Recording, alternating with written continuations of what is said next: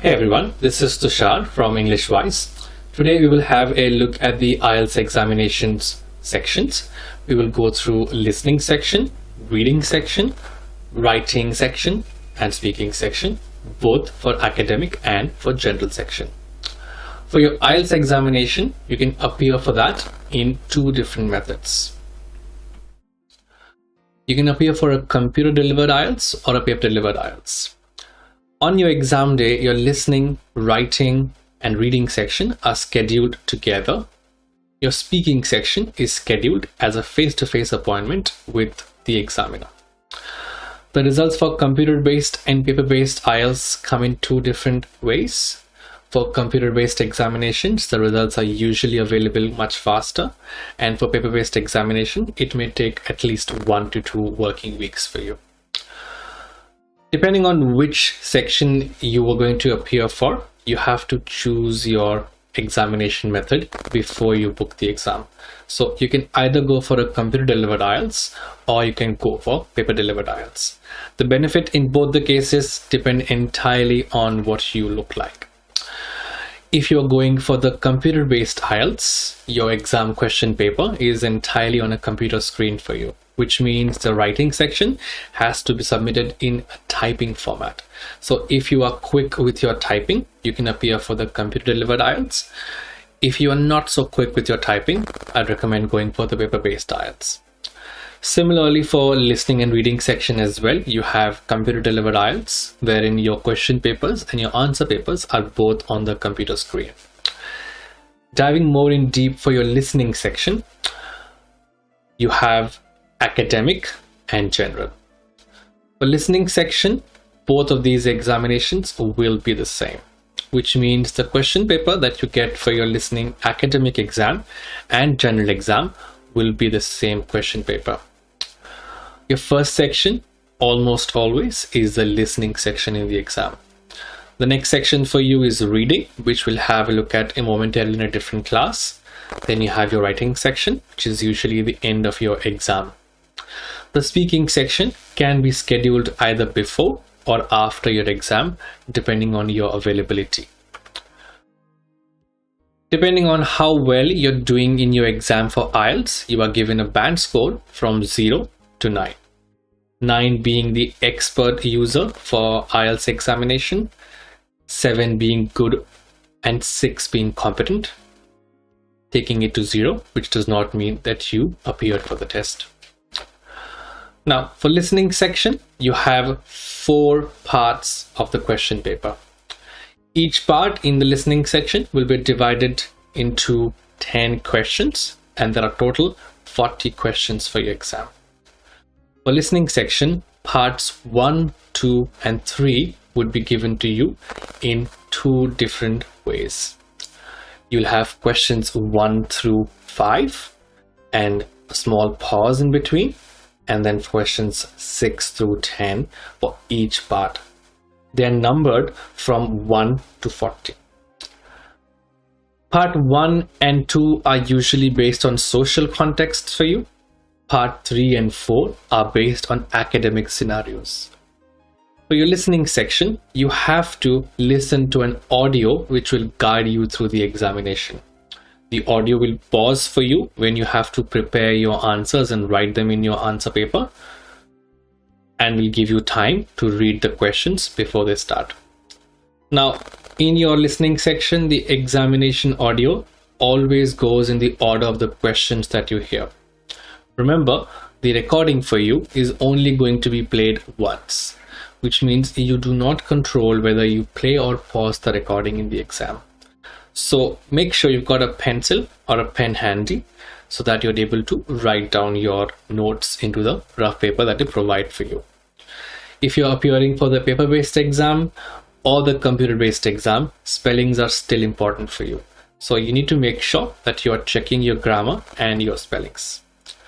The only difference between a computer-based exam and a paper-based exam for listening section would be the extra time you receive in paper-based exams to transfer your answers from the question paper to the answer paper. Let's have a look at how the question paper and the answer paper looks like for you. For paper-based examination, this is how the answer sheet will look like for you. You will be given a question paper alongside with it. A recording will be played for you, and you have to write down your answers into the question paper, then transfer the answers into the answer paper before submitting. For computer-based exams, your question and your answer paper are entirely on your computer screen. You have questions from 1 to 40 divided into 4 parts. You have to make sure you type your answers into the answer screen and check your spellings before you submit them. The computer will not rectify or provide you suggestions for your spellings. In your listening section, depending on how many answers you get correct out of 40, you will be given your band scores. So if you are aiming at 7 band scores in listening section, you need to score at least 30 or 31 marks out of 40 in your listening section, which means 30 answers should be written correctly in your exam, or 31 answers should be correct in your exam. If you're aiming at 8 band scores in listening, the number changes. You need to score 35 marks now, or 36 marks out of 40, which means the answers have to be correct for 35 questions or 36 questions. Different question types in listening. You have total 6 different question types in listening, and in your exam, you will not have all the question types coming to you in the exam on the same day. There are different combinations of questions that will come to you in the exam. We'll have a look at some of the question types in the class today, and we'll go through some strategies that you can use to make sure you are able to solve your listening section properly. First one is multiple choice question for you, which looks like this for you. The multiple choice questions in listening can appear in 3 different ways. You can have it appearing for type 1, type 2, or type 3. In the type 1 question, you have to select one option from the correct answers. The question will be provided to you on your question paper or your computer screen, and options A, B, C will be given to you, or A, B, C, D will be given to you, out of which you have to select the correct letter for the given question. Each selection will carry 1 mark, and depending on how many questions they've asked you, you have to select those many letters for each question. The second type in multiple choice question will be asking you to solve the question and mark 2 options from the given list of options. You can see over here, they ask you for question 3 and 4. They've asked you 2 letters from the options. If you mark both the letters which are correct, in that case, you will get 1 mark for the question. If you only mark 1 letter out of the option which was correct, you're only going to get half a point. And if you mark 2 wrong answers, you will get a 0 point for that question. Type 3, on the other hand, in listening section, you have to select more than 2, which means 3 options from the given set of options. For this question, you have to check the number of questions they've asked you. So they've said this is questions 5 through 7, which means there are 3 distinct answers available in this question type. So for each of the question, you have to mark each option which is correct according to you. 3 answers will get you 3 marks for question 5, question 6, and question 7. 1 wrong answer will lose you 1 mark. So you may get answers for question 5 and 6, and the 7th one may be wrong, depending on what you mark. For multiple choice question, you have to make sure you are reading the question carefully in the given reading time. You are well aware of what the options are, and if you're giving a paper-based exam, make sure you are underlining the words. If you're giving the computer-based exam, make sure you use the highlight tool available at the bottom of your screen. For multiple choice question, you need to make sure you are reading the instructions carefully and checking how many answers you need to select from the options, whether it's 1, 2, or 3, and whether it's for 1 question, for 2 questions, or for 3 questions. Immediately, once you're done skimming the questions, the recording will start and they will dictate to you the scenario for the given question. While you are listening to the scenario, make sure you're focusing on information that is provided to you, especially the words that start with WH questions and nouns. They will tell you what option may be correct for you. When you are listening to the recording, try to figure out from the vocabulary of the question what may be the correct answer. Initially, listen to the introduction very carefully, as it will give you an in-depth understanding of the question. Answer the questions as you are listening. Circle the answers in the paper-based exam, and for computer-based exams, highlight the answers. The questions will appear in the same order for you as the recording, so make sure you are moving forward with the recording.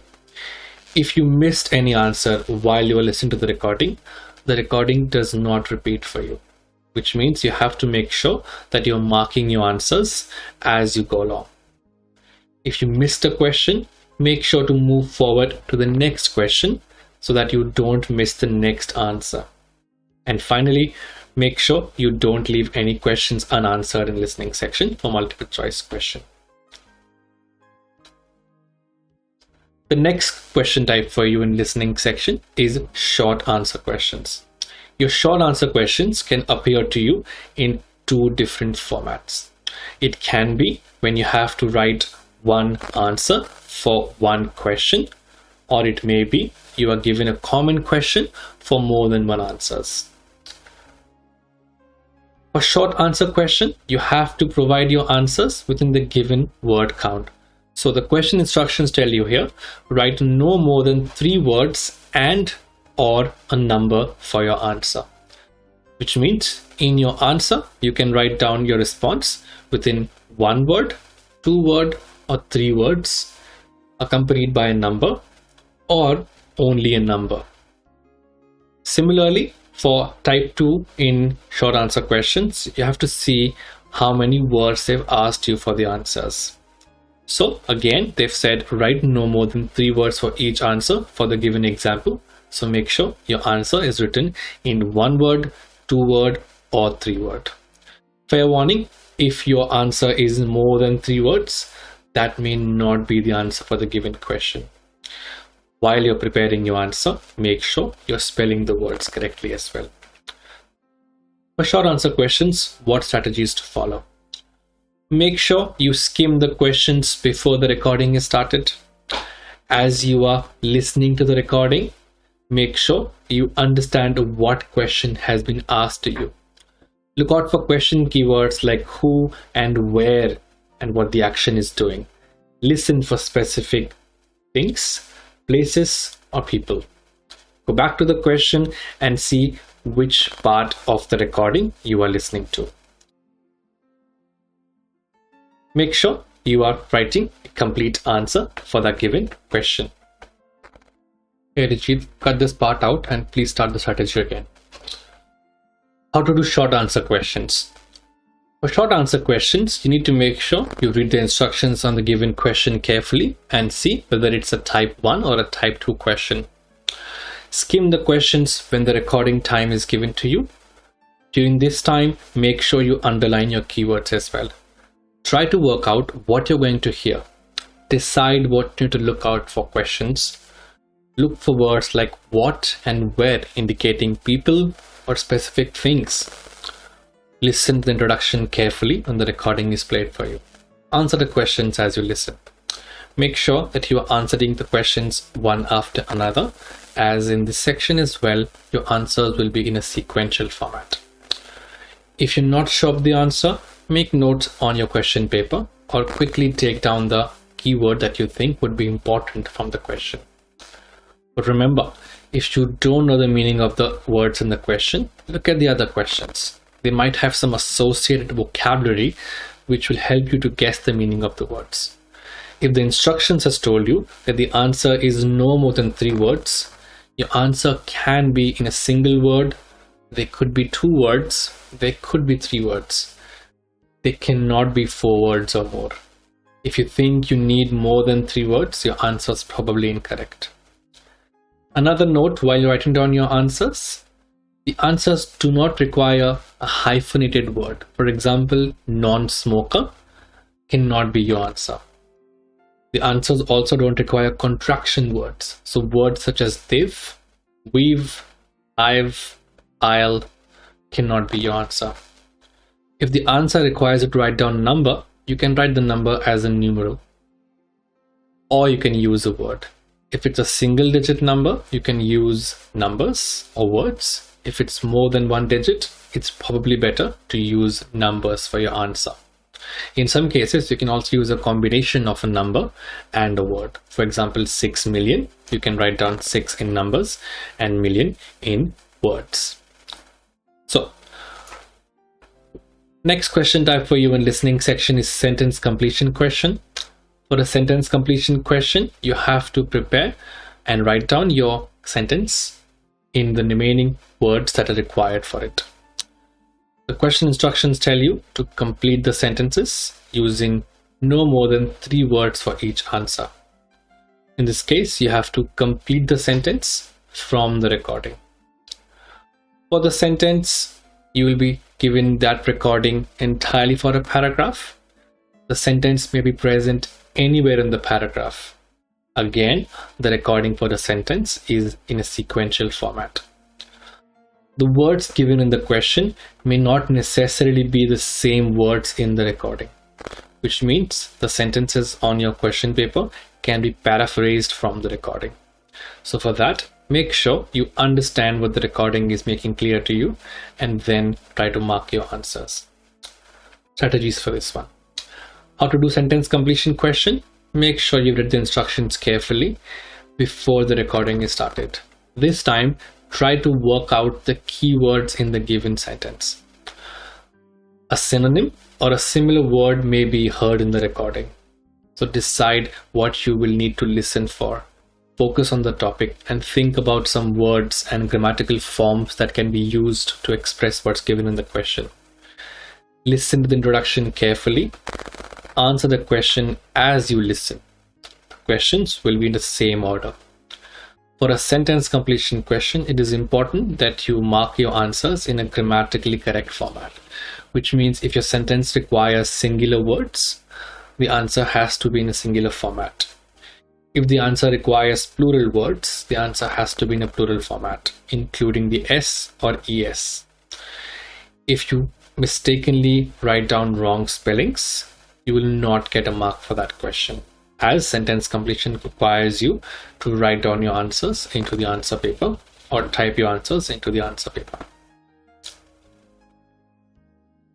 Next question type for listening. You have notes, table, form, summary, flowchart, or diagram completion questions. All of these come under the same umbrella as completion questions, and any of these can be coming for you in the exam. A form question has a conversation between two individuals. This question type usually appears in part 1 or part 3, where you've got more than one person into the recording. For a form completion question, you have been given a form in front of you with different fields missing information for a particular question.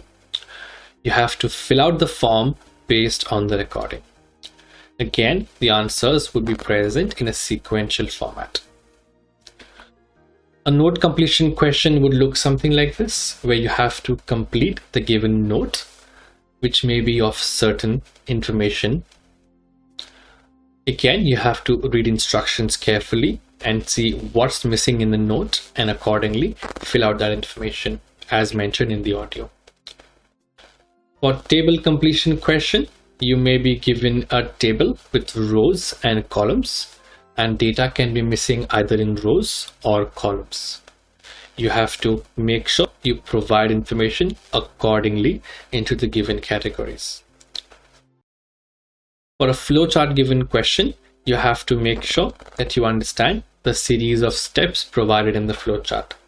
This would be some sort of a process or some sort of an algorithm that they want to explain to you. There will be a sequential way of explaining things, and some steps may be absent. You need to figure out which steps don't have the information in them and accordingly write down the information into the answer paper. For a summary or a paragraph, you are given a small passage, which is a paraphrasing of the recording. You have to figure out the words that are missing in the paragraph and accordingly write down the answer to the words. Again, we have to write down the answer in the required word count in the given spaces provided. So, how do you solve completion questions? For completion questions, you have to make sure you read the instructions carefully. You look at whether the question is whether a table completion, form completion, summary completion, flowchart completion, or note completion before the recording starts. Examine the headings given in the question. See what information they're trying to locate. If you're looking at a table, understand the rows and columns. If you're looking at a form, understand the fields missing. If you're looking at a flowchart, understand the CDs and steps. If you're looking at a note, see what information is missing from there. If you're looking at a paragraph, see what words could be written in place of the words. Anticipate the grammatical form of the word as well, because if you mistakenly write spellings wrong, you will not get a mark for that word. See if you can guess and match any of the answers from the given question. Listen to the introduction carefully. Answer the questions as you listen, because they will be in a sequential format. If you're not sure of a word, make a note of the word in your question paper or on the rough sheet provided to you. Your completion question can also be available to you in different formats, such as labeling of diagrams, labeling of maps, and labeling of plans. For plan labeling question, you have to understand the given recording as a given plan of a particular location. Your question may have different options and different locations on the plan. You have to make sure you listen to the recording, follow the direction of the plan, and mark your answers accordingly. For a map labeling question, you have to follow directions in the north, south, east, or west, on, off, under, above, over, or next. For a diagram labeling question, you are given a diagram. You have to make sure to label the parts that are missing in the diagram. For this question type, your answers may be present in a clockwise manner or anti-clockwise manner. So you need to locate the in question before the recording starts, understand the parts that are missing, and try to mark your answer for that question. Finally, for your listening section, the last question type for you is a matching question type. For a matching question type, you will be given a list of options and a list of questions. You need to match the list of options to the given list of questions. Instructions for that. Make sure when you start the question type for matching, you are reading the instructions carefully. See how many matching questions are there and what letters they stand for.